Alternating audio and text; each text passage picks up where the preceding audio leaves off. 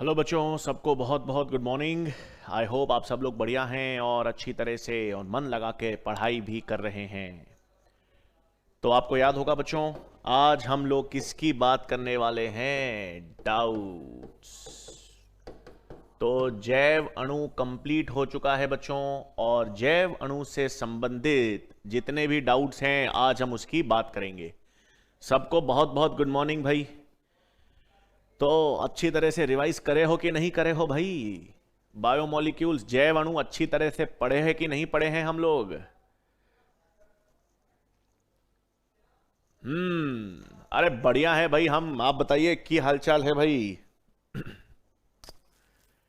तो जैव अणु के आज हम डाउट्स करेंगे भाई। ठीक है भाई, चलो सबसे पहली चीज, एक चीज सबसे पहले था सर कंपेटिटिव इनिबिशन, और उसमें कैसे केएम और वो वाला सिस्टम, इधर ध्यान देंगे बच्चों। देखो भाई, प्रतिस्पर्धा संदमन और अप्रतिस्पर्धा संदमन यानी नॉन कंपेटिटिव इनहिबिशन।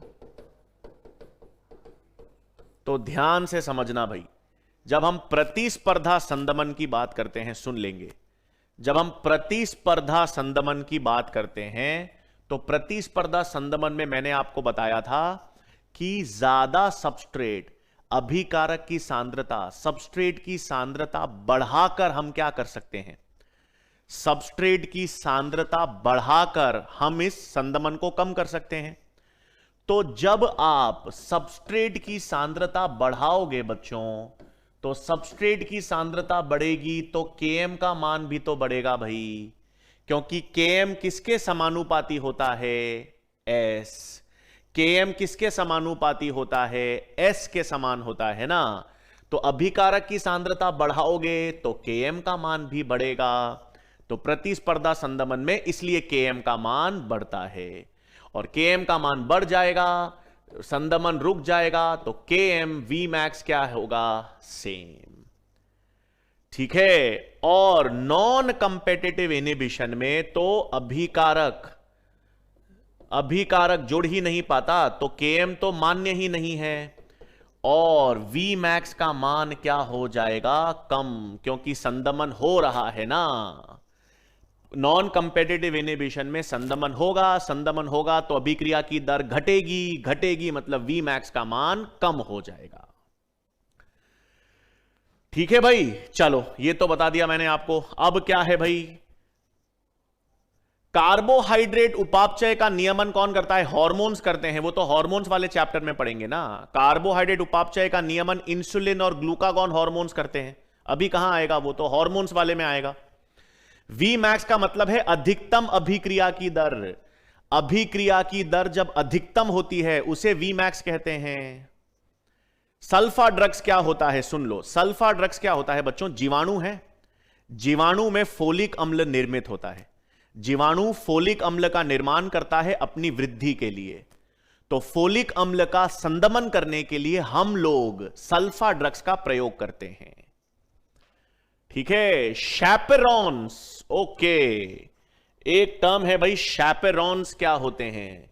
मैंने बताया था, शैपेरॉन्स ऐसे विशिष्ट प्रोटीन होते हैं जो दूसरे अन्य प्रोटीन्स के फोल्डिंग में काम करते हैं।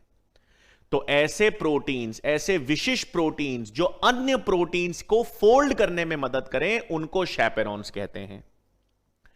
इस चैप्टर से कितने सवाल आते हैं?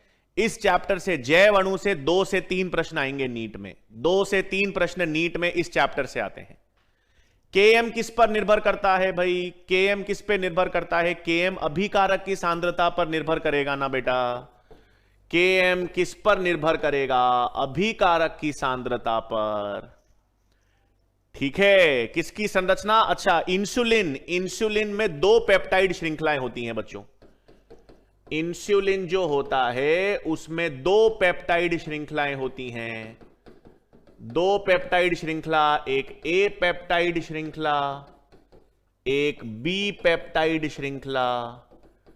इसमें 21 अमीनो अम्ल होते हैं, इसमें 30 अमीनो अम्ल होते हैं। मतलब कुल कितने? 51 अमीनो अम्ल हैं, और वो आपस में डाइसल्फाइड बंध के द्वारा जुड़े होते हैं। तो इंसुलिन 51 अमीनो अम्ल से बना होता है। 51 अमीनो अम्ल से 2 पेप्टाइड श्रृंखला होती है। ए पेप्टाइड बी पेप्टाइड दोनों के मध्य डाइसल्फाइड बंध होते हैं। ए पेप्टाइड में 21 अमीनो अम्ल, बी पेप्टाइड में 30 अमीनो अम्ल। अनकम्पिटिटिव क्या है बेटा? ये अनकंपेटिटिव बता दिया ना बेटा। ठीक है, इंसुलिन में 3 डाइसल्फाइड बंध है भाई।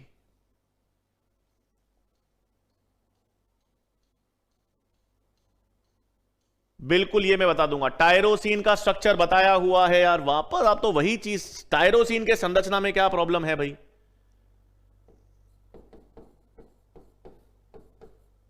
ये बताया था टायरोसिन का स्ट्रक्चर NH2 होगा, C अल्फा COOH। ये तो सभी में मिलेगा, ये तो सभी में मिलेगा। फिर मैंने बताया था टायरोसिन में R समूह में ये बेंजीन समूह होता है। ये टायरोसिन की संरचना है भाई। ये किस अमीनो अम्ल की संरचना है? टायरोसिन। जो मैंने बता दिया बेटा, संरचना वापस पूछने का क्या फायदा है? माल्टोस की फॉस्फोलिपिड्स बताया था भाई। फॉस्फोलिपिड्स में क्या होगा?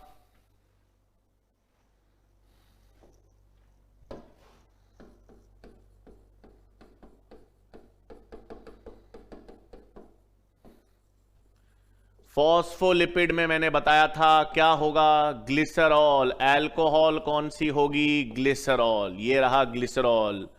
ग्लिसरॉल के साथ 2 एस्टर बंध 2 वसीय अम्ल बनाएंगे। वसीय अम्ल 1, वसीय अम्ल 2। फिर एक फॉस्फेट समूह होगा और एक नाइट्रोजन यौगिक होता है। यह एक फॉस्फोलिपिड की संरचना है भाई। फॉस्फोलिपिड में ग्लिसरॉल अल्कोहल है आपके पास, और ग्लिसरॉल के अलावा 2 वसीय अम्ल हैं, एक फॉस्फेट समूह और नाइट्रोजन कंपाउंड। और जो लेसिथिन होता है, जो फॉस्फोलिपिड याद रखना है, इसमें नाइट्रोजन यौगिक कौन सा होता है? कोलीन। नाइट्रोजन यौगिक कौन सा होगा? कोलीन। NCH3CH3CH3। ठीक है भाई। लाइगेसेस क्या होती हैं? लाइगेसेस वो एंजाइम्स होती हैं जो बंध जोड़ती हैं। बंध जोड़ने वाली एंजाइम्स को हम क्या कहते हैं? लाइगेसेस। एनोमेरिक कार्बन कौन सा होता है? एनोमेरिक कार्बन जो है वो क्रियात्मक समूह वाला कार्बन है भाई। जो फंक्शनल ग्रुप है, एल्डिहाइड समूह वाला कार्बन, कीटोन समूह वाला कार्बन एनोमेरिक कार्बन होता है।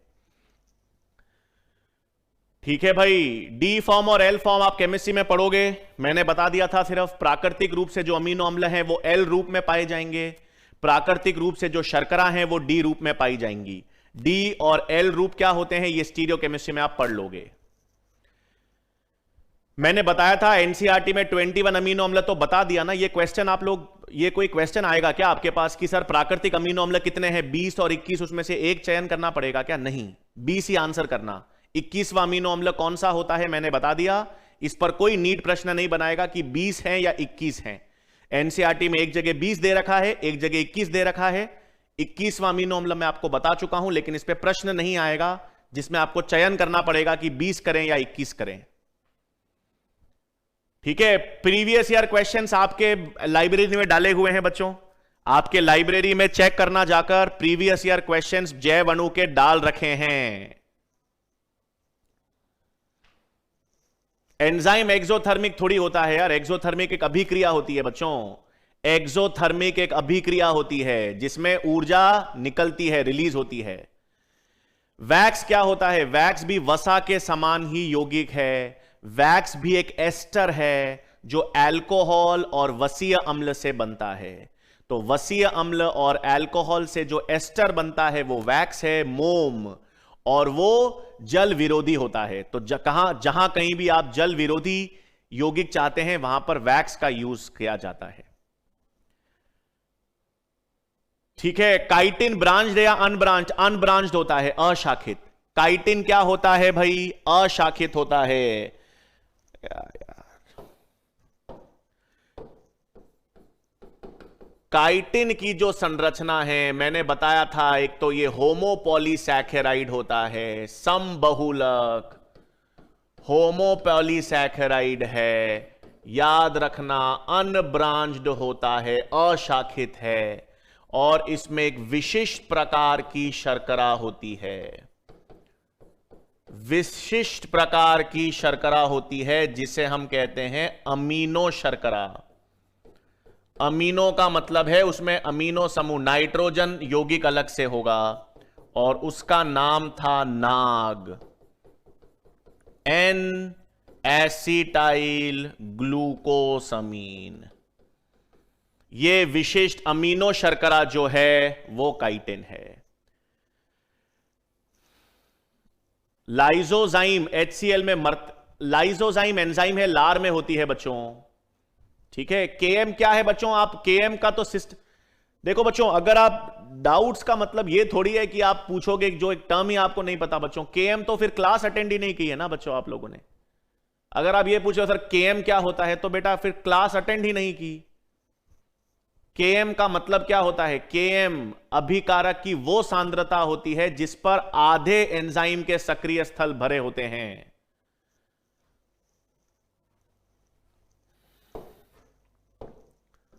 ये मेरे पास एक एंजाइम है, ये एंजाइम का सक्रिय स्थल है, बताया था। इस सक्रिय स्थल पर कौन जुड़ता है, एंजाइम के सक्रिय स्थल पर कौन जुड़ता है भाई, एंजाइम के सक्रिय स्थल पर क्रियाधार अभिकारक जुड़ता है अभिकारक। फिर केएम हमें पता है, केएम का मतलब क्या है, ये कांस्टेंट है। केएम का मतलब है माइकलस मेंटेन कांस्टेंट है, इसके मान को नियत कर सकते हैं ना, फिक्स कर सकते हैं, क्योंकि ये कांस्टेंट है। तो वैज्ञानिकों ने कहा केएम क्या होता है, केएम अभिकारक की वो सांद्रता होती है जिस पर एंजाइम के आधे सक्रिय स्थल भर जाते हैं।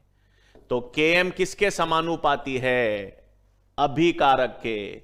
केएम अभिकारक की वो सांद्रता है जिस पर एंजाइम के आधे सक्रिय स्थल भर जाते हैं, बताया था मैंने कहा अगर 1,00,000 अभिकारक एंजाइम के सक्रिय स्थल को पूरा भरने के लिए चाहिए, तो केएम का मान मैंने आपको बताया था कितना हो जाएगा, 50,000।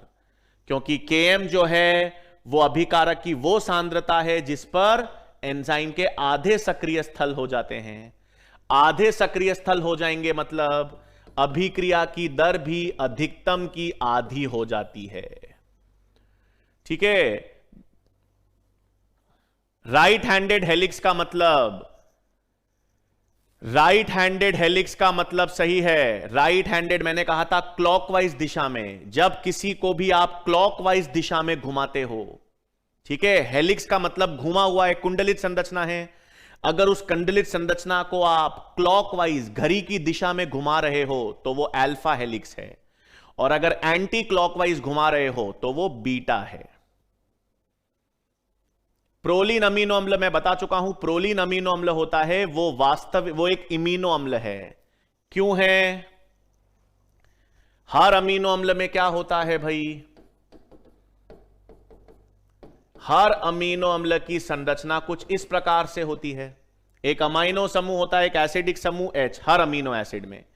प्रोलीन जो है उसमें प्रॉब्लम क्या है, प्रोलीन का जो ये NH2 समूह है, प्रोलीन का जो ये NH2 समूह है वो एक वलय संरचना में पाया जाता है। प्रोलीन का जो NH2 समूह है वो इस समूह या इस वलय समूह में पाया जाता है, इसलिए अच्छी तरह से पेप्टाइड बंध नहीं बना सकता, ठीक है। इसीलिए हम प्रोलीन को इमीनो अम्ल भी कहते हैं, क्योंकि इसमें सही अमाइनो समूह नहीं है। नाइट्रोजन जो है वो वलय रूपी संरचना में है। नाइट्रोजन बेस मैंने कहा था, नाइट्रोजन बेस जो है वो मैं आणविक जैविकी में बताऊंगा,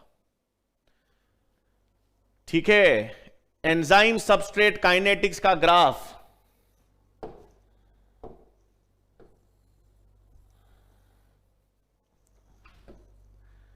एंजाइम सबस्ट्रेट काइनेटिक्स का ग्राफ किसके बीच में बनाया जाता है, अभिकारक सांद्रता और अभिक्रिया की दर के मध्य। सबसे पहली चीज आपको पता होनी चाहिए, V का मतलब है अभिक्रिया की दर और S का मतलब है अभिकारक की सांद्रता।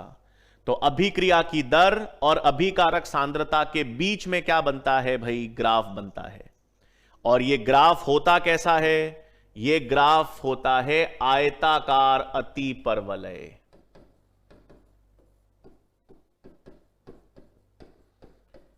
तो आयताकार अतिपरवलय, सबसे पहला सवाल जो आ सकता है कि एंजाइम सबस्ट्रेट काइनेटिक्स का जो ग्राफ होता है, एंजाइम सबस्ट्रेट काइनेटिक्स का जो ग्राफ है वो किस प्रकार का होगा? आयताकार अतिपरवलय होगा। इसका मतलब क्या है? इसका मतलब यह है कि शुरुआत में जैसे जैसे अभिकारक की सांद्रता बढ़ेगी, जैसे जैसे अभिकारक की सांद्रता बढ़ेगी वैसे वैसे अभिक्रिया की दर बढ़ेगी, जैसे जैसे अभिक्रिया की सांद्रता बढ़ेगी वैसे वैसे अभिक्रिया की दर बढ़ेगी। क्यों होगा ऐसा? ऐसा क्यों होगा?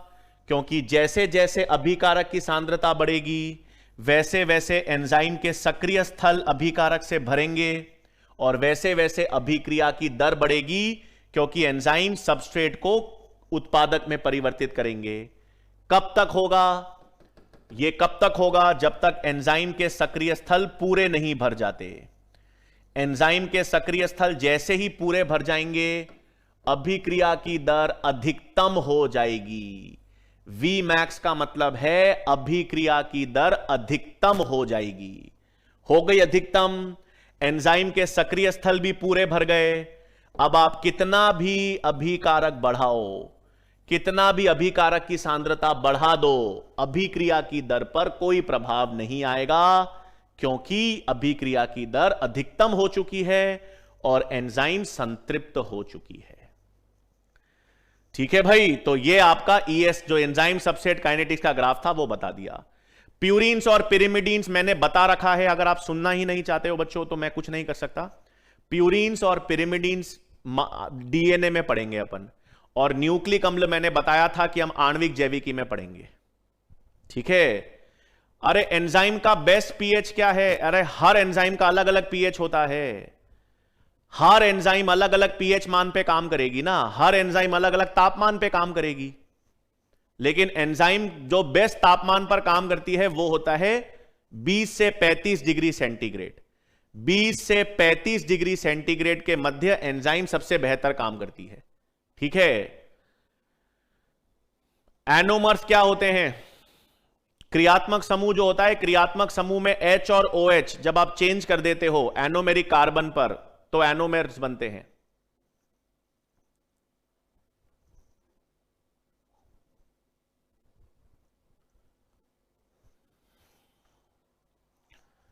यार सुक्रोज की संरचना जाननी है आप लोगों को, आओ।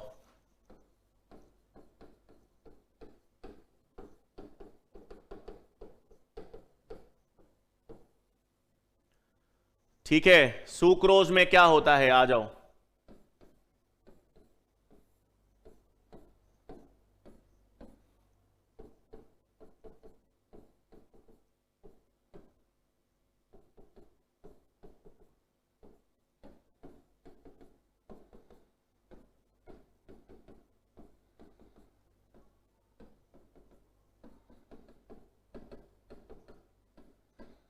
किस तरह का ग्लूकोज बनाया ये? किस तरह से कोर्स किए? किस तरह का है भाई? किस तरह का ग्लूकोज है? अल्फा है या बीटा है? अरे अल्फा है या बीटा है? पहला कार्बन ये एनोमेरिक कार्बन है, H ऊपर है OH नीचे है। कौन सा ग्लूकोज है ये? अल्फा ग्लूकोज है। कौन सा ग्लूकोज है? अल्फा।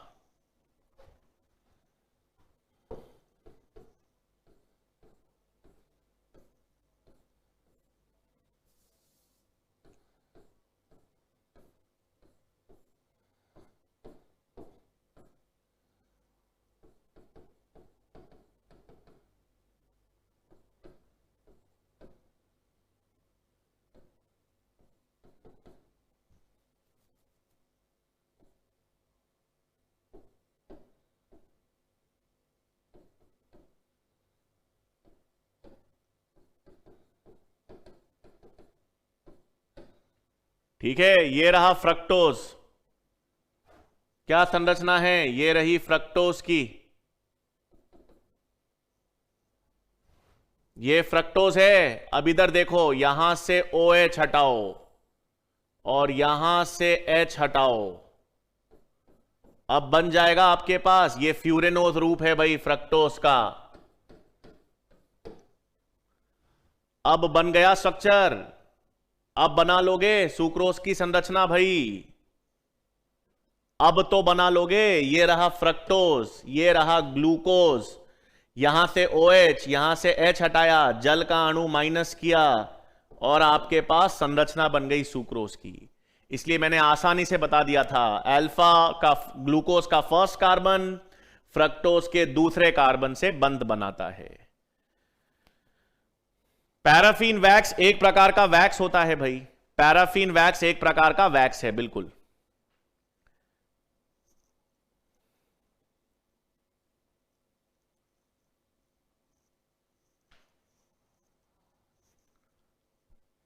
कोफैक्टर का मेटल आयन, अरे मेटल आयन कोफैक्टर का उदाहरण है भाई।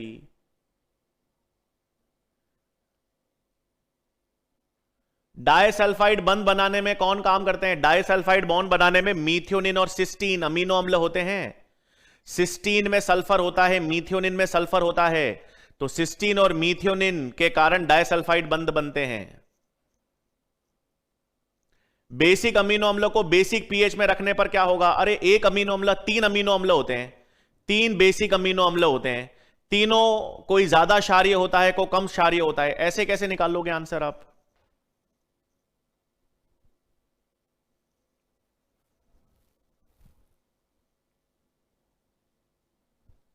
प्रोस्टाग्लैंडिन्स क्या काम करता है? प्रोस्टाग्लैंडिन्स चिकनी पेशियों में संकुचन उत्पन्न करता है। ठीक है, काइटिन के बारे में बता दिया है। एक ही देखो बच्चों, हजारों की संख्या में स्टूडेंट्स हैं, उसमें एक स्टूडेंट अगर 50 बार कमेंट करेगा तो बाकी सारे कमेंट्स में देख भी नहीं पाऊंगा बच्चों। HSP हीट शॉक प्रोटीन शैपेरोन का उदाहरण था, बता चुका हूं। सेरिब्रोसाइड और गैलेक्टियोसाइड्स, गैंग्लियोसाइड्स और सेरेब्रियोसाइड्स ग्लाइकोलिपिड्स के उदाहरण हैं, तंत्रिका तंत्र में पाए जाते हैं।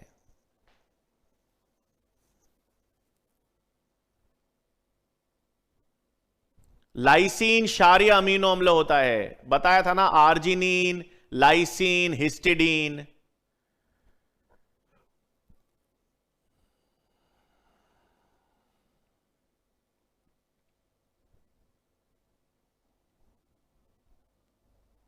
जंतु सीमेंट किसे कहा जाता है? जंतु सीमेंट कोलेजन को कहा जाता है। जंतु सीमेंट किसे कहा जाता है? कोलेजन को। पहला अच्छा प्रश्न पूछा है किसी ने। बच्चों आप लोग वही चीजें पूछ रहे हो जो अपन क्लास में पढ़ चुके हैं और समझ चुके हैं बच्चों। इष्टतम तापमान, इष्टतम पीएच का मतलब है उस पीएच या उस तापमान को इष्टतम पीएच या इष्टतम तापमान कहते हैं जिस पर एंजाइम की क्रिया सबसे बेहतर हो। यह आपके पास ग्राफ है, ये पीएच और तापमान है, यहां पर एंजाइम क्रिया है,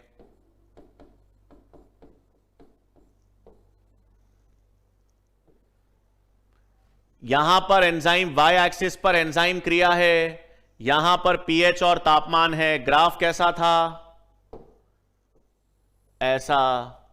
इसका मतलब यहां पर देखो, यहां पर यह मान है जिस पर एंजाइम क्रिया सर्वाधिक है,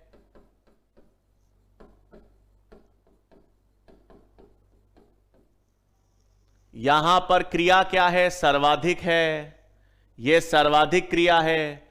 तो सर्वाधिक क्रिया जिस पीएच या तापमान पर होगी, जिस पीएच या तापमान पर एंजाइम की क्रिया सर्वाधिक होगी, उसी को हम इष्टतम पीएच या तापमान कहते हैं। अंग्रेजी में कहते हैं इसको ऑप्टिमम पीएच या टेम्परेचर।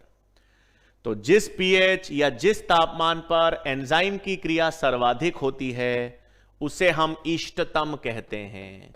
जिस पीएच या जिस तापमान पर एंजाइम की क्रिया सर्वाधिक होगी उसे हम इष्टतम पीएच या इष्टतम तापमान कहते हैं। इस चैप्टर से बताया था मैंने आपको, मैंने नहीं बताया शुरुआत में बच्चों, इस चैप्टर से 2 या 3 प्रश्न आते हैं नीट में।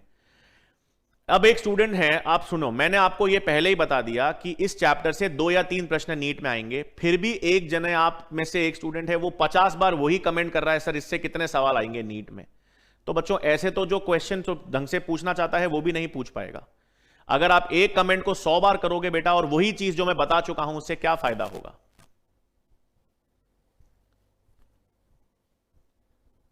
सिस्टीन और अच्छा ये अच्छा है, इधर सुनो भाई,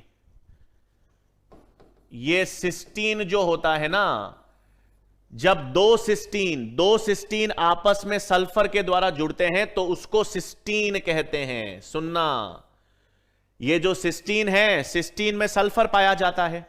अब आप दो सिस्टीन को सल्फर से जोड़ दो, दो सिस्टीन अमीनो अम्ल को सल्फर से जोड़ दोगे तब उसे क्या कहेंगे, सिस्टाइन कहेंगे। तब उसे क्या कहेंगे, सिस्टाइन कहेंगे भाई। अच्छा, कौन से अमीनो अम्ल प्रोटीन संश्लेषण में प्रयुक्त नहीं होते? अच्छा क्वेश्चन है। कौन से अमीनो अम्ल होते हैं जो प्रोटीन में, बहुत सारे होते हैं बच्चों, जैसे आपके पास ऑर्निथीन होता है, सिट्रुलिन होता है, एक गाबा होता है, गामा अमीनो ब्यूटायरिक अम्ल। ठीक है, ये कुछ अमीनो अम्ल हैं और ये ऐसे अमीनो अम्ल होते हैं जो प्रोटीन संश्लेषण में प्रयुक्त नहीं होते।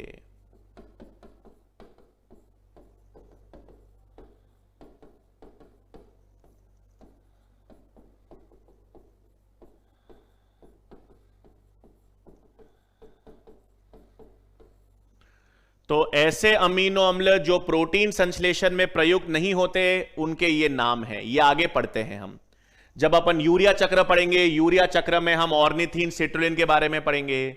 जब हम तंत्रिका तंत्र पढ़ेंगे, तंत्रिका तंत्र में न्यूरोट्रांसमीटर पढ़ेंगे तो ये गाबा की बात करेंगे। ठीक है भाई, तो उसमें हम पढ़ लेंगे ये चीज।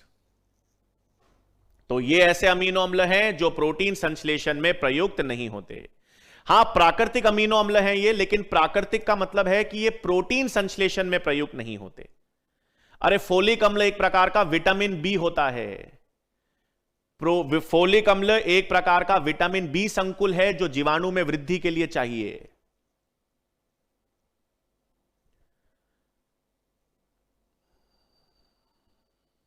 रुबिस्को एंजाइम है, प्रकाश संश्लेषण में काम करती है।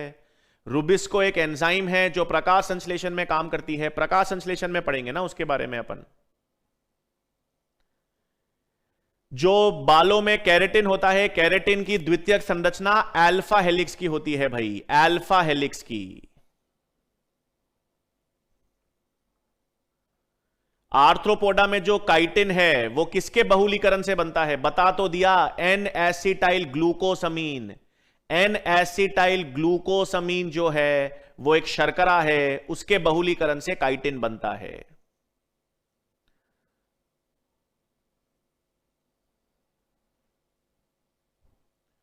कैटलिस्ट और एंजाइम के बारे में अंतर मैंने क्लास में भी बता दिया था। आप वीडियो ही नहीं देखते हैं, क्लास ही अटेंड नहीं करोगे बच्चों, तो मैं कुछ नहीं कर पाऊंगा। आप आधे 90% प्रश्न वो हैं जो हमने क्लास में डिस्कस किए हैं, मैंने टॉपिक समझा रखे हैं। अगर आपने वो टॉपिक नहीं समझे, वीडियो ही नहीं देखा है बच्चों, तो बहुत प्रॉब्लम आएगी आप लोगों को।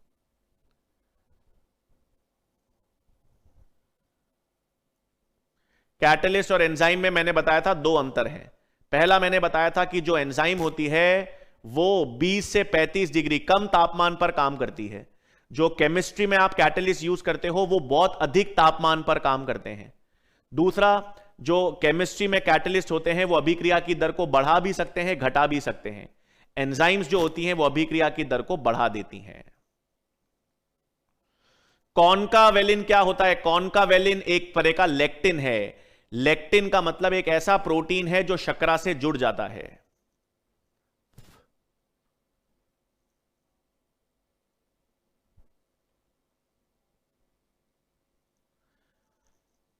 किन एंजाइम में आयरन होता है? पेरोक्सीडेसेस और कैटालेसेस एंजाइम्स हैं जिसमें आयरन मिलता है। ठीक है।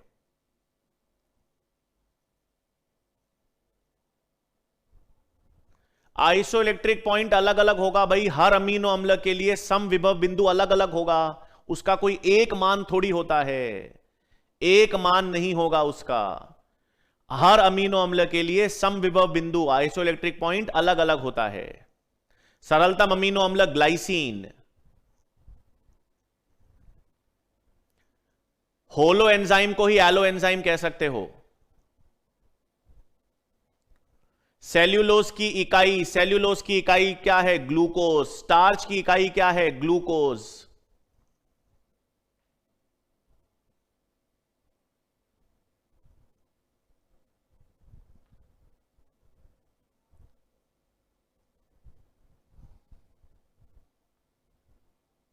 जटिल अमीनो अम्ल ट्रिप्टोफैन, सबसे जटिल अमीनो अम्ल ट्रिप्टोफैन।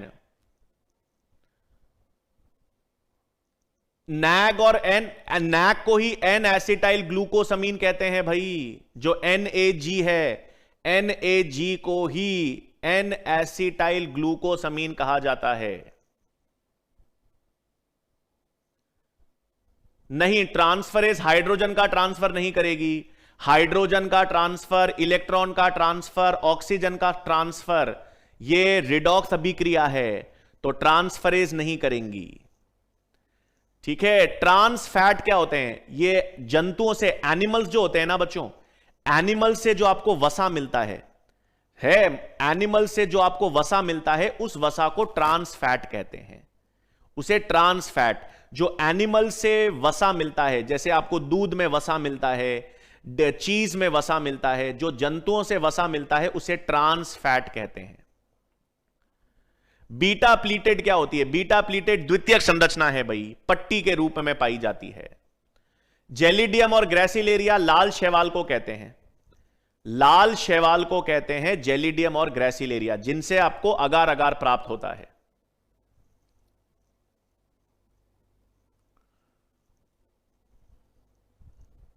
इन्यूलिन फ्रक्टोज से बना होता है।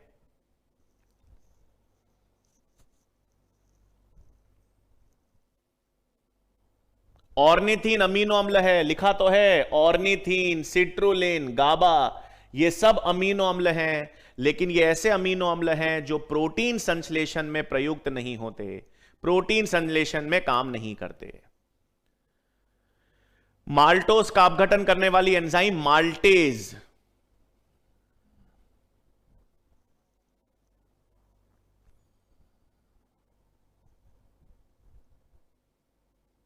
अरे प्रोटोप्लाज्म में तत्व तो बता दिए ना सारे, फिर पूरा तो प्रोटोप्लाज्म में तत्व जो होंगे वो कोशिका की संरचना में पढ़ेंगे ना, जैव अणु में कहां से पढ़ेंगे? कोशिका की संरचना में देखेंगे जीव द्रव्य में क्या क्या मिलेगा। आइसो एंजाइम्स का मतलब है जो अलग अलग एंजाइम्स हैं, अलग अलग एंजाइम्स होती हैं, भिन्न एंजाइम्स होती हैं, लेकिन वो सेम अभिक्रिया का उत्प्रेरण करती हैं।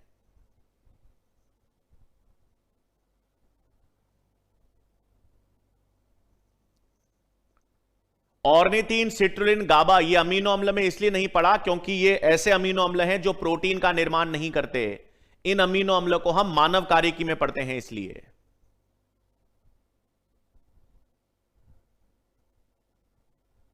अरे अभी भूखे व्यक्ति और खाली भूखा व्यक्ति है या खाने वाला व्यक्ति है, उसमें अभी आपने श्वसन चैप्टर थोड़ी पढ़ा है। ओमेगा 3 वसी अम्ल होते हैं, हाँ बहुत अच्छे होते हैं। ओमेगा 3 फैटी एसिड्स होते हैं, मछलियों से प्राप्त होता है वो।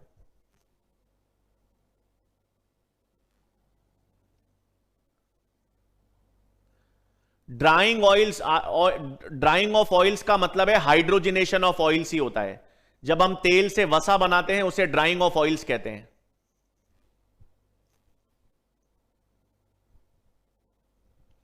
होम्योस्टेसिस या समस्थापन जो है, होम्योस्टेसिस या समस्थापन का मतलब है शरीर में होने वाले किसी भी परिवर्तन को ना होने देना। शरीर में मान लो तापमान बढ़ा तो उसको वापस कम कर देना, मान लो पीएच परिवर्तित हुआ तो उसको वापस सामान्य ले आना, उसे समस्थापन या होम्योस्टेसिस कहते हैं। हां, अगले टेस्ट में इस चैप्टर से प्रश्न आएंगे, बिल्कुल ये पूरे चैप्टर से प्रश्न आएंगे। कल से आनुवांशिकी पढ़ेंगे, बताया था मैंने, कल से आनुवांशिकी या जेनेटिक्स पढ़ेंगे।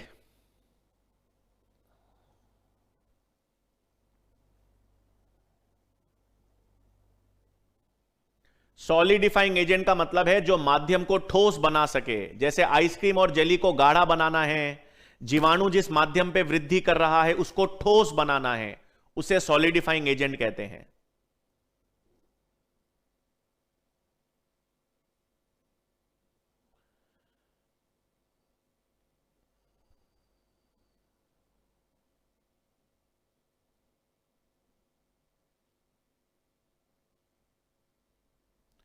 प्रोटीन की तृतीयक संरचना, अरे प्रोटीन की तृतीयक संरचना का मतलब है प्रोटीन की ओवरऑल फोल्डिंग। बच्चों, प्रोटीन की ओवरऑल फोल्डिंग होगी, उसके आधार पर दो तरह के प्रोटीन्स बताए थे मैंने, ग्लोबुलर प्रोटीन्स जो जल में घुल जाते हैं और फाइब्रस प्रोटीन्स जो जल में नहीं घुलते हैं। प्रोटीन का लेवल कम हो जाता है तो शरीर पे फर्क पड़ेगा ना, बिल्कुल पड़ेगा भाई। कोई भी प्रोटीन है, वो कौन सा प्रोटीन है उस पर डिपेंड करेगा ना कि शरीर पर क्या प्रभाव पड़ेगा। जब सामान्य रूप से प्रोटीन शरीर में कम हो जाएगा तो वृद्धि रुक जाएगी, विकास रुक जाएगा, मरम्मत रुक जाएंगे।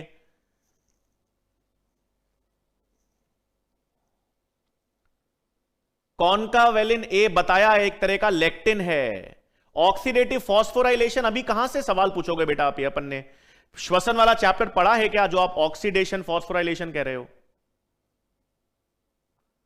मोनोसैकेराइड जल अपघटित नहीं होता लेकिन जल में घुलनशील। अरे जल में घुलनशील कोई भी अणु कब होता है? जब वो हाइड्रोजन बंध बना सकता है। तो मोनोसैकेराइड्स जल के साथ हाइड्रोजन बंध बना सकते हैं, इसलिए जल में घुलनशील होते हैं।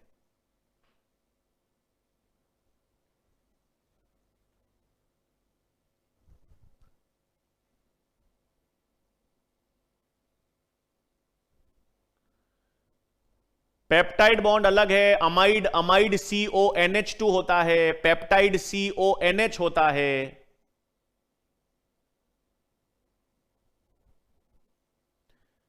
लेक्टिन क्या होते हैं? लेक्टिन्स ऐसे प्रोटीन्स हैं जो शर्करा के साथ जुड़ जाते हैं। ऐसे प्रोटीन जो शर्करा के साथ जुड़ते हैं उनको लेक्टिन्स कहते हैं। और लेक्टिन्स का सबसे कॉमन उदाहरण कॉन्कावेलिन ए होता है। सरफैक्टेंट क्या होता है? लेसिथिन, फॉस्फोलिपिड था ये लेसिथिन। ये फेफड़ों को फैला के रखता है, फेफड़ों में पृष्ठ तनाव को कम करके उनको फैलाकर फुला के रखता है, ये सरफैक्टेंट है।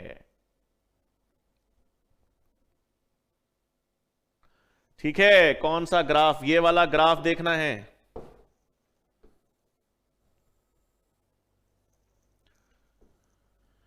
तो यहां पर ये अभिक्रिया होती है भाई, ये अभिक्रिया या रिएक्शन का प्रोग्रेस है। यहां पर आपके पास क्षितिज ऊर्जा यानी पोटेंशियल एनर्जी है, क्षितिज ऊर्जा यानी पोटेंशियल एनर्जी हो गई भाई। अब क्या करोगे? क्या है ग्राफ?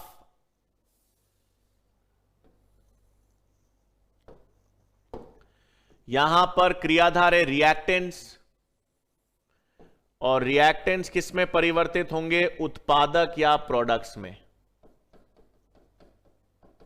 ठीक है, यहां पर ये आपके पास रिएक्टेंट्स हैं, अभिकारक, क्रियाधार।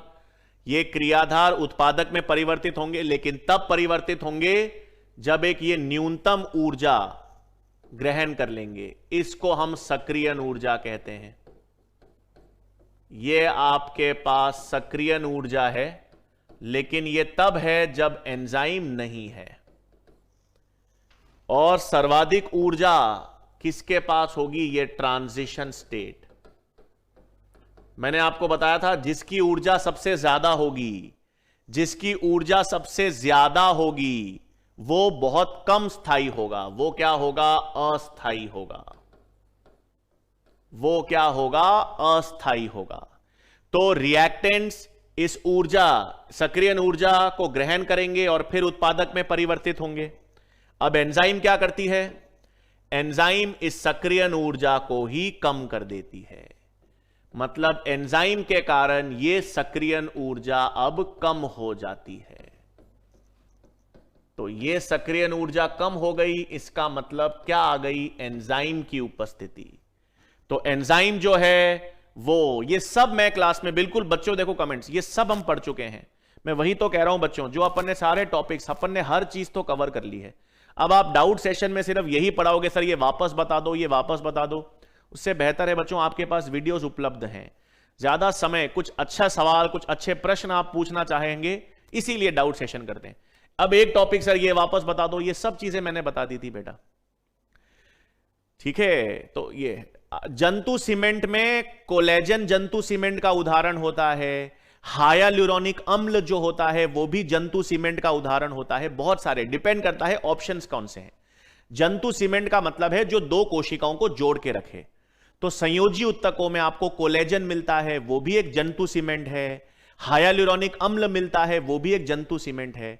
वो ऑप्शन के बेसिस पे डिसाइड करना पड़ता है भाई। आरडीएस क्या होता है? Respiratory distress syndrome. जिन बच्चों में लेसिथिन नहीं बनता, जिन बच्चों के फेफड़ों में सरफैक्टेंट या लेसिथिन नहीं बनता, उनके फेफड़े पिचके हुए रहते हैं, सांस लेने में तकलीफ आती है उन बच्चों को, वो बीमारी है रेस्पिरेटरी डिस्ट्रेस सिंड्रोम। सेल्यूलोज क्यों नहीं भाई? सेल्यूलोज में हेलिकल संरचना नहीं है ना, स्टार्च में कुंडलित संरचना थी, इसलिए वो आयोडीन के साथ जुड़ सकता है।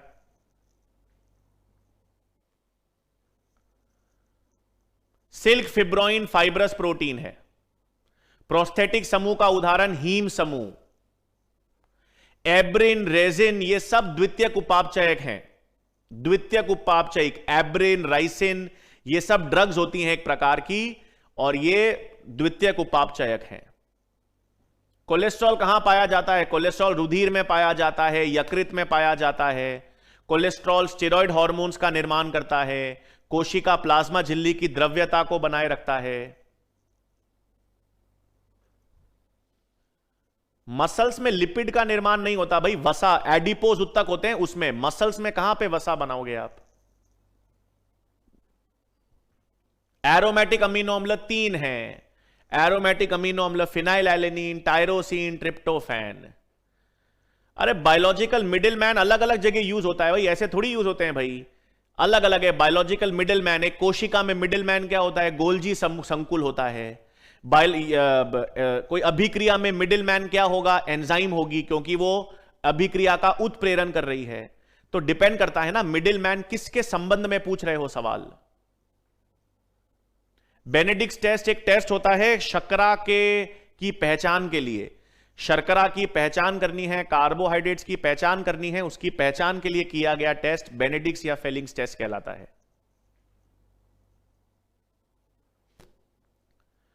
सेल्यूलोज का पाचन क्यों नहीं होता? सेल्यूलोज का पाचन करने वाली एंजाइम हमारे शरीर में नहीं मिलती। सेल्यूलोज के पाचन के लिए सहजीवी जीवाणु चाहिए होते हैं, वो सहजीवी जीवाणु हमारे अंदर नहीं मिलते।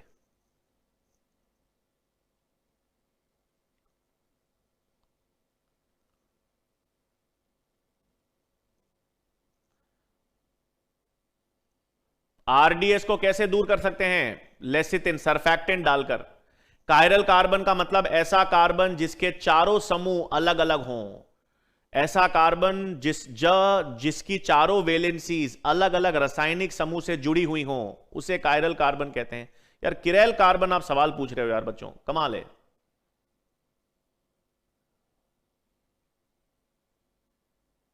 अरे अल्फा हेलिक्स संरचना होती है। अल्फा हेलिक्स एक संरचना होती है प्रोटीन में। अल्फा हेलिक्स कोई प्रोटीन का उदाहरण थोड़ी है। अल्फा हेलिक्स प्रोटीन की एक संरचना है, द्वितीयक संरचना।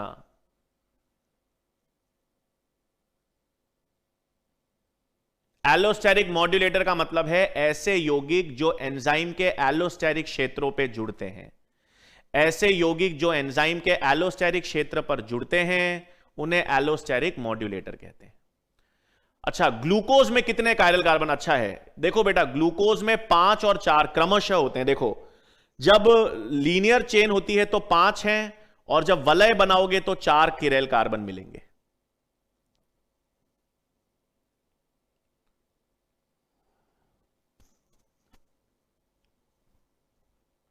फाइब्रस आकार है, फाइब्रस का मतलब है रेशा, उसका शेप है प्रोटीन का। ग्लोबुलर का मतलब है गोलाकार प्रोटीन है, फाइब्रस मतलब रेशे के रूप में प्रोटीन है।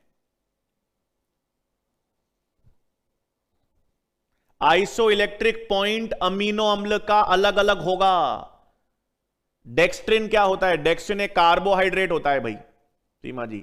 डेक्स्ट्रिन भी एक समबहुलक, एक पॉलीसैकेराइड होता है जो ग्लूकोज से बना होता है।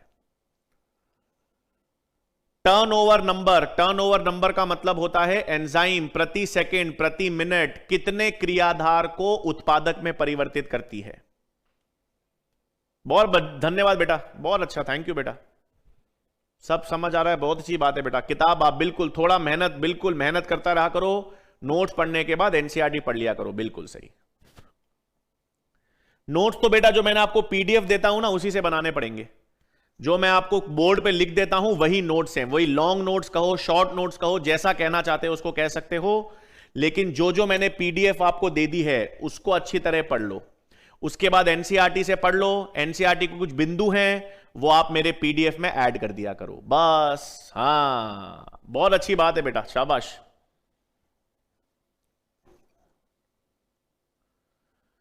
अरे स्यूडोमोनास यहां कहां पढ़ेंगे भाई? स्यूडोमोनास के बारे में, स्यूडोमोनास एक जीवाणु है, यहां कहां पढ़ाऊंगा जैव अणु में अभी तक।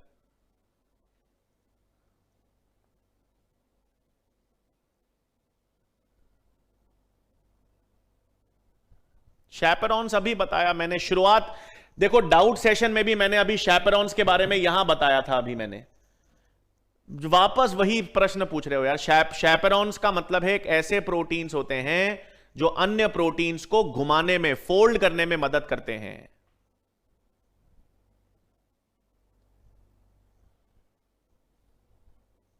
नहीं, प्रोटीन्स में अमीनो अम्ल केवल पेप्टाइड बॉन्ड से जुड़े होंगे। पेप्टाइड बॉन्ड, प्राथमिक संरचना में केवल पेप्टाइड बॉन्ड। बहुत धन्यवाद सुमित्रा जी, बहुत बहुत धन्यवाद बेटा, थैंक यू। हां जो मैं बोर्ड पे लिखता हूं ना वो नोट्स काम आएंगे, उस एक सवाल भी बाहर नहीं जाएगा उससे।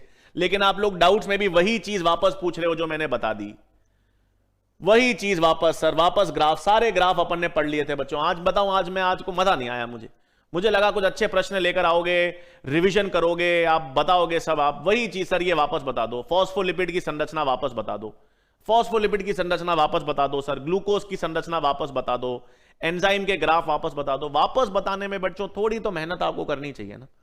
मैंने आपको कहा था चैप्टर पूरा अच्छी तरह पढ़ के आना। अभी तक भी आधे बच्चे ये मैसेज कर रहे हैं सर हमने एनसीईआरटी नहीं ली है, तो बेटा लेनी पड़ेगी ना एनसीईआरटी तो।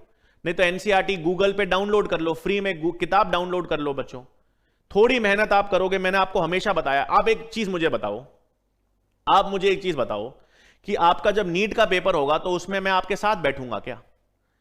नीट का पेपर मैं आपको सब मेहनत सब कर लेंगे अपन, लेकिन नीट का पेपर तो आपको खुद को देना है या आप मेरे को साथ में बिठाकर बोलोगे सर मेरा पेपर भी आप सॉल्व कर दो?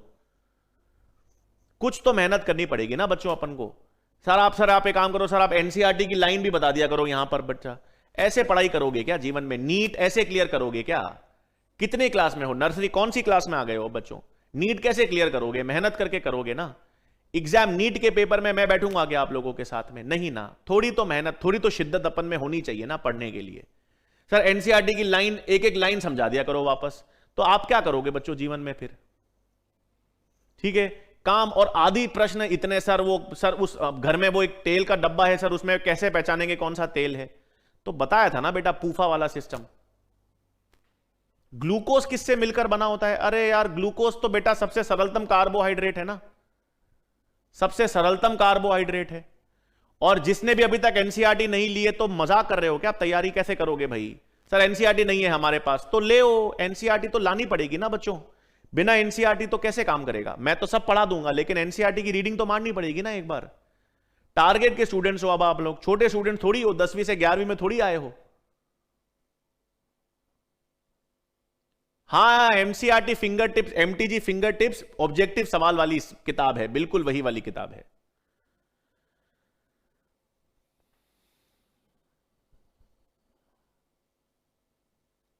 पढ़ के याद होंगे भाई। सर कैसे याद रखेंगे इनहिबिटर? तो पढ़ोगे ना बेटा, एक चीज को 10 बार पढ़नी पड़ेगी तब याद होगा, बिल्कुल याद होगा। मेहनत करनी पड़ेगी तब याद होगा। लिपिड में सेल मेम्ब्रेन तो आगे पढ़ेंगे संजना जी। प्लाज्मा झिल्ली होती है ना, कोशिका झिल्ली, कोशिका झिल्ली में वसा होता है, और कोशिका झिल्ली में सबसे अधिक मात्रा में फॉस्फोलिपिड्स होते हैं, कुछ मात्रा में ग्लाइकोलिपिड्स होते हैं। तो ये प्लाज्मा झिल्ली के वसा अपन कोशिका की संरचना में पढ़ेंगे। बहुत अच्छी बात है, 3 से 4 बार एनसीईआरटी पढ़ी है, बहुत अच्छी बात है भाई। लेमन ग्रास ऑयल एक प्रकार का तेल है भाई, पादपों से मिलता है। सरलतम अमीनो अम्ल ग्लाइसिन बता दिया भाई। गोंद किससे बने होते हैं? गोंद बनते हैं कार्बनिक यौगिकों से बनते हैं भाई। गम्स जो हैं, गोंद जो हैं, टर्पिनॉइड से, कार्बन यौगिकों से बनते हैं।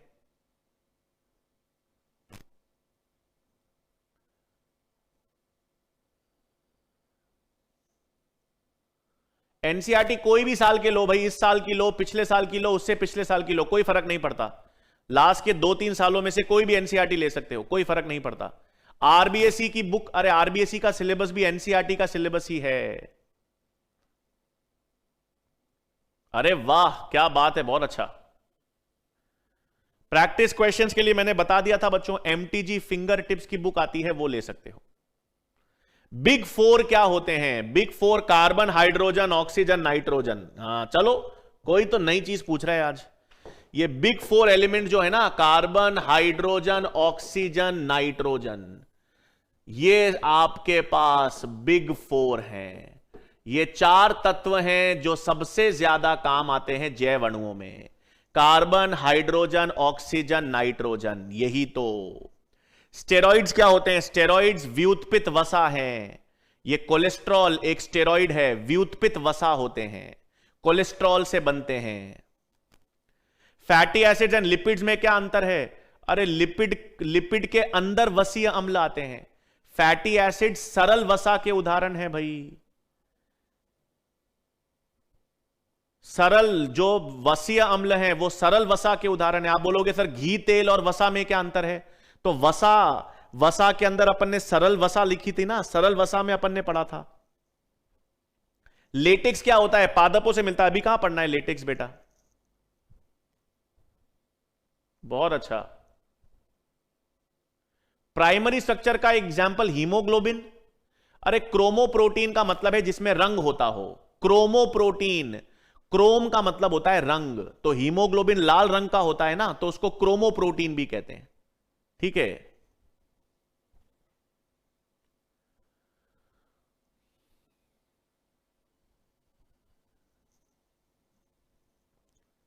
टाइम टेबल तो हर बेटा पढ़ना पड़ेगा ना। टाइम टेबल में तो यह है सबसे इंपॉर्टेंट चीज कि जो क्लास में पढ़ाया जा रहा है, सबसे पहले सुन लो, जो क्लास में पढ़ाया जा रहा है वो तो रेगुलर पढ़ना है। उतना तो समय फिजिक्स हो, केमिस्ट्री हो, बायोलॉजी हो, क्लास में जो चल रहा है वो जरूर पढ़ना है। तो अगर बायोलॉजी में जैसे अपन ने क्लास पढ़ी, उसको आपने वापस रिवाइज करने में 1 घंटा आपको लगा, तो 1 घंटा तो आपको रेगुलर क्लासरूम का देना है। उसके अलावा 1 से 1.5 घंटे आपको पुराने टॉपिक्स को रिवाइज करने में देने हैं। जैसे आज की क्लास, जैसे कल से अपन नया चैप्टर चालू करेंगे, तो कल से नया चैप्टर चालू करेंगे तो वो आपको रेगुलर पढ़ना है, 1 घंटा का समय उसको देना है। उसके बाद जैसे जैव अणु अपन पढ़ चुके हैं, उस चैप्टर को भी रिवाइज करना है, तो 1 घंटा उसके लिए निकालना है। तो बायोलॉजी के लिए आपको दिन के 2 या से 2.5 घंटे अभी निकालने हैं। 1 घंटा तो आपको जो लाइव क्लास चल रही है, जो रेगुलर टॉपिक चल रहा है, उसमें देना है। उसके बाद 1 से 1.5 घंटे का समय जो है वो आपको पुराने टॉपिक को रिवाइज करने में लगाना है। ये सेम सिस्टम फिजिक्स के साथ भी, केमिस्ट्री के साथ भी करना है। तो आपके पास लगभग 2-2 घंटे की, करीब करीब आपको 6 से 7 घंटे की सेल्फ स्टडी तो करनी ही पड़ेगी भाई। 5 घंटे की तो क्लास हो जाती है आपकी सुबह 8:30 से 1:30 बजे तक। उसके अलावा 6 से 7 घंटे आपको सेल्फ स्टडी के लिए देने चाहिए। न्यूक्लियोटाइड और न्यूक्लियोसाइड में डिफरेंस आणविक जैविकी में बताऊंगा ना। Purine, पिरिमिडीन्स, nucleotide, nucleoside, DNA, RNA, मैंने कहा ना कब बताऊंगा मैं, जब आणविक जैविकी पढ़ेंगे। मैंने बताया थोड़ी अभी न्यूक्लिक अम्ल, तो वही प्रश्न वापस पूछ रहे हो भाई। मैंने कहा ये आणविक जैविकी में पढ़ेंगे, रिकॉर्डेड वीडियोस है ना आप लोगों के पास, उसमें आणविक जैविकी में न्यूक्लियोटाइड, न्यूक्लियोसाइड, प्यूरिन, पिरिमिडीन सब बता दिया।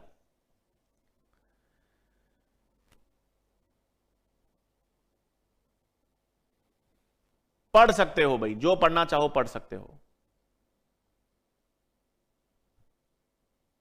ग्लाइडिन नहीं, ग्लूटिन प्रोटीन होता है। ग्लूटिन प्रोटीन जो अनाज में मिलता है, गेहूं में, बाजरा, मक्के, इनमें ग्लूटिन नाम का प्रोटीन मिलता है।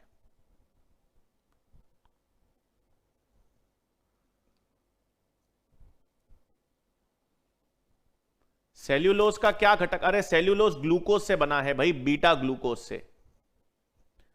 बार बार रिवीजन करने के लिए मेरे नोट्स पढ़ने जरूरी है। एनसीईआरटी तो आप 2 या 3 बार रीडिंग मार लिया करो, नोट्स बहुत इंपॉर्टेंट है, हर चीज उसमें है। हां बिल्कुल सही। ट्राइग्लिसराइड क्या होता है यार? कमाल सवाल पूछ रहे हो प्रवीण जी। ट्राइग्लिसराइड्स क्या था यार? एस्टर्स, वसीय अम्ल और ग्लिसरॉल को जोड़कर जो आप एस्टर बनाते हो उसे ही तो ट्राइग्लिसराइड्स कहते हैं। घी और तेल, फैट और ऑयल्स ट्राइग्लिसराइड्स थे ना बच्चों। कैसे?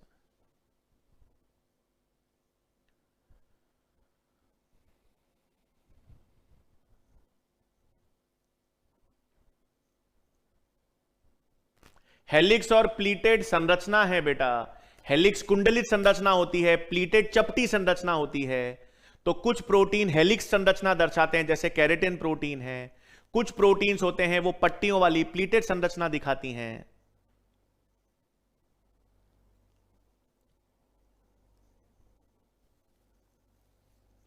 अरे अलग अलग प्रकार के तेल होते हैं ना, क्या बहुत सारे तेल होते हैं। अब सवाल देखो आप, सर सर कौन सा तेल सर पे लगाएं, सर कौन सा तेल शरीर पे लगाएं, सर क्या काम मजे ले रहे हो यार आप लोग आज। पामिटिक अम्ल 16 कार्बन का वसीय अम्ल है और स्टीयरिक अम्ल 18 कार्बन का वसीय अम्ल है। बताया था, ये भी चीज बताया था ना आपको। 16 कार्बन का वसीय अम्ल होता है पामिटिक अम्ल। क्या संरचना होगी इसकी? CH3 CH2 COOH, ये पामिटिक अम्ल है। 18 कार्बन का वसीय अम्ल है स्टीयरिक अम्ल।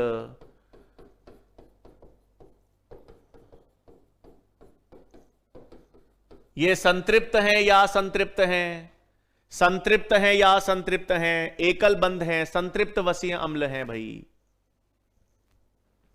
म्यूकोपॉलीसैकेराइड्स क्या होते हैं? म्यूकोपॉलीसैकेराइड्स ऐसे विषम पॉलीसैकेराइड्स हैं, हेटेरोपॉलीसैकेराइड्स हैं जो जल या प्रोटीन के साथ बंध बनाते हैं।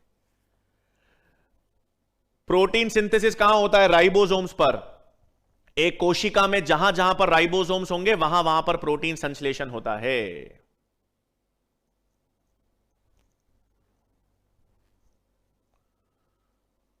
ठीक है बच्चों, बाकी तो कोई जो कमेंट्स हैं भाई। प्राइमरी संरचना का मतलब है प्रोटीन में अमीनो अम्ल की संरचना। जो प्रोटीन है, प्रोटीन में अमीनो अम्ल की जो श्रृंखला होती है जिसमें पेप्टाइड बंध शामिल होते हैं, उससे अपन प्राथमिक संरचना कहते हैं। बीटा हेलिक्स में कौन से बॉन्ड होंगे? अल्फा हेलिक्स हो, बीटा हेलिक्स हो, सब में हाइड्रोजन बंध होंगे हेलिक्स में। एंजाइम का क्रियाशील तापमान मैंने बताया ना बेटा, 20 से 35 डिग्री सेंटीग्रेड के मध्य एंजाइम काम करती हैं। अब अलग अलग एंजाइम्स अलग अलग तापमान पर 20 से लेकर 35 degree centigrade. Arachidonic acid important क्यों है? एराकिडोनिक अनिवार्य अमीनो अम्ल है ना बेटा, यह अपने शरीर में बनता ही नहीं है, तो इसलिए भोजन से लेना पड़ता है। और आगे चलकर मैंने कहा था यह प्रोस्टाग्लैंडिन्स भी बनाता है। प्रोस्टाग्लैंडिन्स किससे बनते थे? एराकिडोनिक अम्ल से।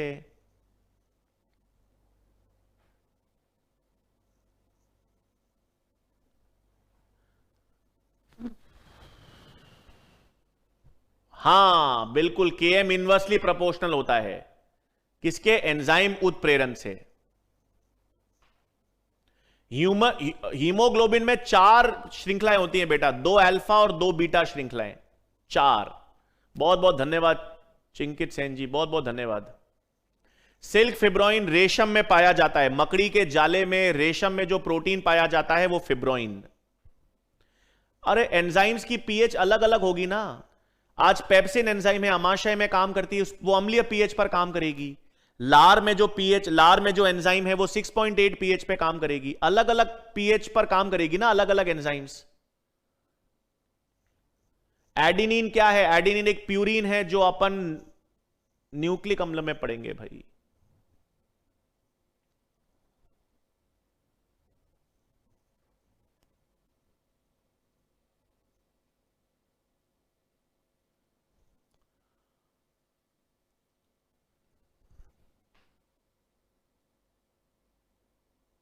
ठीक है बच्चों, चलो अब तो बढ़िया बढ़िया। थैंक यू बच्चों, थैंक यू विमला जी, बहुत बहुत धन्यवाद। नॉन कंपेटिटिव इनहिबिशन को हम कम कैसे कर सकते हैं? देखो, अभिकारक सांद्रता बढ़ा के तो कम नहीं कर सकते उसको, तो फिर अपन जो संदमक है उसको हटाकर ही नॉन कंपेटिटिव इनहिबिशन को कम कर सकते हो।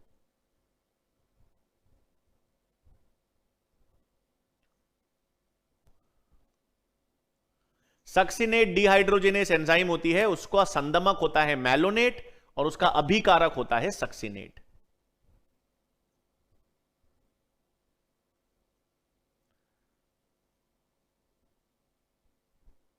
लेसिथिन की संरचना बता दूं? देखो बेटा, लेसिथिन की संरचना में मैंने बताया था ग्लिसरॉल होता है, ये रहा CH2 CH CH2, दो वसीय अम्ल होंगे, ये पहला वसीय अम्ल, ये दूसरा वसीय अम्ल, ठीक है। फिर फॉस्फेट समूह जुड़ेगा ना एक,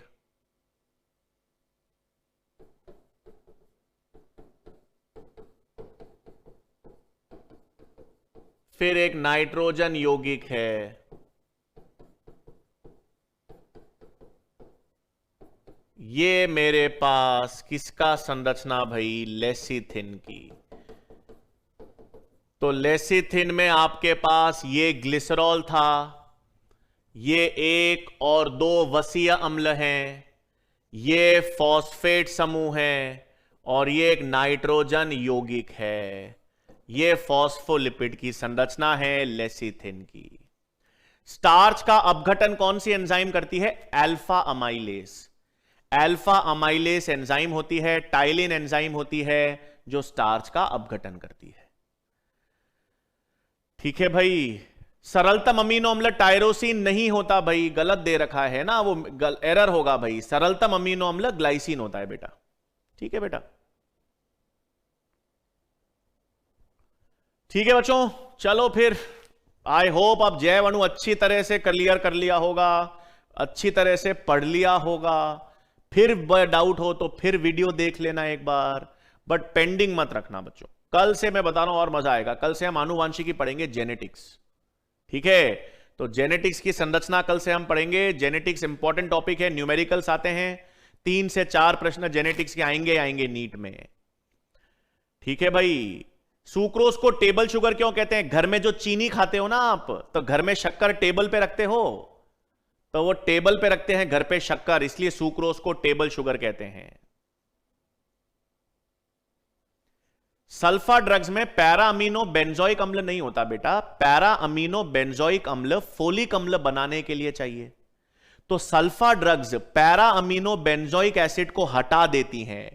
वो प्रतिस्पर्धा पैरा अमीनो बेंजोइक एसिड से करती हैं, तो पैरा अमीनो बेंजोइक एसिड जुड़ नहीं पाता, फोलिक अम्ल नहीं बन पाता। किस कारण? सल्फा ड्रग्स के कारण। बीटा हेलिक्स और अल्फा हेलिक्स की संरचना में अंतर था, मैंने बताया था 2। अल्फा हेलिक्स में अंतरा मॉलिक्यूलर हाइड्रोजन बंद होते हैं, बीटा प्लीट्स में अंतर मॉलिक्यूलर हाइड्रोजन बंद होते हैं। बताया था, वापस देखो नोट जाकर, वापस नोट चेक करो, वीडियो चेक करो, ये तो बता दिया भाई मैंने सब। थेराप्यूटिक एजेंट का मतलब है ऐसे कोई प्रोटीन जो किसी बीमारी के उपचार में काम करते हो। थेराप्यूटिक का मतलब उपचार में काम करने वाले प्रोटीन्स। पढ़ेंगे आगे, बहुत सारे टॉपिक्स में पढ़ेंगे आगे। लेसिथिन क्या है भाई? अबे तेरी, लेसिथिन क्या है? यह प्रश्न पूछा है आप लोगों ने, क्या बात है यार। अरे फॉस्फोलिपिड होता है भाई लेसिथिन। लेसिथिन फॉस्फोलिपिड है। ब्रेन शुगर होती है गैलेक्टोज। गैलेक्टोज ब्रेन शुगर क्यों है?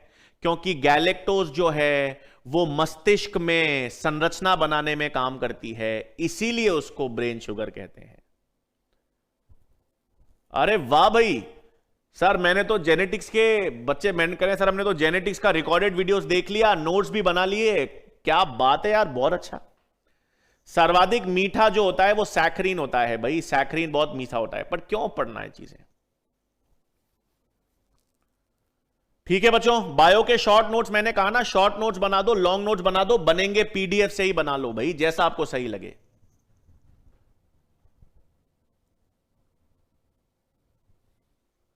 स्लरी का मतलब क्या होता है? स्लरी का मतलब है बेसिकली ग्रेवी। जब आप किसी भी जीवित उत्तक को उसको ट्राइक्लोरो एसिटिक अम्ल में मिलाओगे ना, उसको घुमाओगे, तो उससे जो पेस्ट बनता है ना, थिक पेस्ट, उसको स्लरी कहते हैं। ठीक है भाई। चलो फिर, बीएससी का अलग कोर्स है ना बेटा, बीएससी नर्सिंग का अलग सिस्टम है। चलो बहुत अच्छा भाई, बहुत अच्छा। जेनेटिक्स का वीडियोस देख लिया आप लोगों ने, क्या बात है, क्या बात है भाई। जेनेटिक्स के नोट्स, जेनेटिक्स के वीडियोस भी देख लिए क्या आप लोगों ने? अरे वाह, बहुत अच्छी बात है। अरे ललित जी मजा आ रहा है, चलो बहुत अच्छी बात है भाई, बढ़िया बढ़िया बढ़िया। ठीक है, चलो फिर। हीमोलिम्फ क्या होता है? कीट होते हैं ना बच्चों, कीट, जैसे कॉकरोच है, तो कीट या कॉकरोच का जो रुधिर होता है उसको हीमोलिम्फ कहते हैं, उसको हीमोलिम्फ कहते हैं। ठीक है, नोट्स सर जरूरी है बेटा, मैंने कहा ना पीडीएफ जो मैं दे रहा हूं ना वो नोट्स जरूरी है। अब उसको आप लॉन्ग नोट्स कहो, उसको आप और शॉर्ट नोट्स बनाना चाहो वो आप कर सकते हो, लेकिन जो मैंने बता रखा है उतना तो पढ़ना ही है। अरे कोई दिक्कत नहीं है, मार्क्स की चिंता नहीं करनी है, मार्क्स धीरे धीरे इंप्रूव हो जाएंगे भाई। बीएएमएस क्या होता है? आयुर्वेद के लिए होता है बेटा। बीएएमएस जो है ना वो आयुर्वेद मेडिसिन के लिए बैचलर डिग्री होती है, उसके लिए भी नीट देना जरूरी है। ठीक है, उसके लिए भी नीट देना जरूरी है। चलो भाई, बहुत बहुत धन्यवाद, अच्छे अच्छे कमेंट्स कर दिए लास्ट में तो आप लोगों ने, बहुत बहुत धन्यवाद भाई। आप लोग ऐसे अच्छा बोलते रहोगे और मेहनत करते रहेंगे हम लोग भी यार, और बहुत अच्छा रिजल्ट देना है मिलकर। ठीक है, ऑफलाइन में तो मैंने बहुत रिजल्ट्स दिए हैं, ऑफलाइन में तो हम लोगों ने AIR 50 60 70 बहुत स्टूडेंट्स को सिलेक्ट करवाया है। ऑनलाइन में मजा आएगा, अब ऑनलाइन पढ़ो, मेहनत करो और रिजल्ट देंगे जब मजा आए। एक्टिवेटर का मतलब है बेटा जो कोई चीज को उत्तेजित करे, किसी की क्रिया को बढ़ाए, उसे एक्टिवेटर कहते हैं। एपो एंजाइम का मतलब प्रोटीन भाग बेटा, एंजाइम का जो प्रोटीन भाग है उसको एपो एंजाइम कहते हैं ना। हीमोसील तो गुहा होती है विकास जी, जंतु जगत में बताऊंगा। हीमोसील तो एक गुहा को कहते हैं, अभी यहां नहीं पढ़ेंगे। ठीक है भाई, चलो भाई फिर बहुत हो गया, अब तो कोई दिक्कत नहीं है। धन्यवाद जितेंद्र जी, बहुत बहुत धन्यवाद। BUMS यूनानी मेडिसिन होती है भाई, ये भी, इसके लिए भी नीट देना जरूरी है। ऑफलाइन कब से शुरू होगी? ऑफलाइन देखो भाई, रजिस्ट्रेशन तो चालू है, और ऑफलाइन में क्या है बच्चों, उत्कर्ष में लिमिटेड सीट्स है, बहुत ज्यादा सीट्स तो है नहीं, एक बैच में बहुत ज्यादा स्टूडेंट्स ऑफलाइन में नहीं होंगे। ऑनलाइन में तो हम कितने भी स्टूडेंट्स पढ़ा सकते हैं, हजारों की संख्या में, 25-30 हजार स्टूडेंट्स हैं ऑनलाइन तो। लेकिन ऑफलाइन जो है ना बच्चों, ऑफलाइन में लिमिटेड सीट्स हैं, तो अगर ऑफलाइन में आके पढ़ना चाहते हो, सामने ऐसे आंखों में आंखें डाल के पास में बैठकर, तो रजिस्ट्रेशन चालू है बेटा, बता दोगे। ठीक है भाई, चलो बहुत बहुत धन्यवाद, अच्छा लगा, बढ़िया आया। शुरुआत में मजा नहीं आया मेरे को आज यार, अंदर से ना मेरे को लगा दादा अच्छा प्रश्न पूछते आज आप, आपने तो वही टॉपिक सर वापस बता दो, वापस बता दो। आहा, क्या था भाई? हाँ ये हुई ना बात, AIR फर्स्ट, शाबाश सिंह जी, बहुत अच्छा।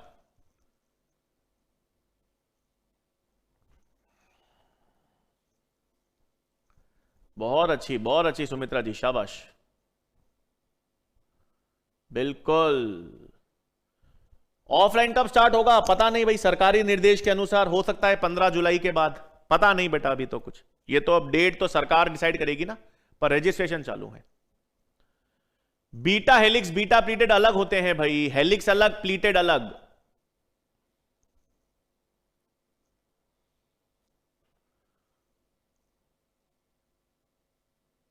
होल्डिंग फर्स्ट प्लेस का मतलब पहला, सबसे मुख्य, सबसे प्रमुख। एम्स के लिए कितने मार्क्स चाहिए बेटा, वो पेपर आने के बाद डिसाइड होता है, जब पेपर आता है, कट ऑफ निकलती है, तब पता चलता है एम्स के लिए कितने नंबर चाहिए। नीट का फॉर्म अभी तक नहीं आया, हमको कोई डेट नहीं मालूम, अभी तक नीट का कोई अपडेट ही नहीं आया, एनटीए ने कोई अपडेट ही नहीं दिया है।